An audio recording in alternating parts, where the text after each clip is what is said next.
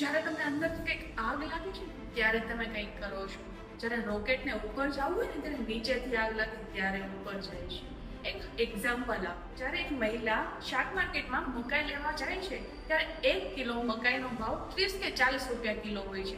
જ્યારે કંઈક ફરવા જાઓ છો ત્યારે તે જ મકાઈનો ભાવ તમે પૂછો છો કે જે મકાઈ બાફેલી છે, શેકેલી છે, આગમાં શેકાય છે, તેનો જ્યારે એક મકાઈનો ભાવ પૂછશો ને તો એ એક મકાઈનો ભાવ 30 કે 40 રૂપિયા છે. જ્યારે તેને શાક માર્કેટમાં લેવા માટે જાવું ત્યારે કિલો મકાઈનો 30 કે 40 રૂપિયા ભાવ છે. જ્યારે તે જ મકાઈ શેકાય છે, ગરમ થાય છે, કંઈક આગ લાગે છે ત્યારે તે એક મકાઈનો ભાવ 30 રૂપિયા કે 40 રૂપિયા થાય છે. તો તેમ જ તમારે જો તમારી કિંમત વધારવી હોય ને તો કંઈક અંદર આગ લગાડવી પડશે, કંઈક શેકાવવું પડશે, તો જ તમારી કિંમત થશે, તમે કંઈક અલગ રીતે ઓળખાશો. હસતા રહેજો ને સ્વસ્થ રહેજો.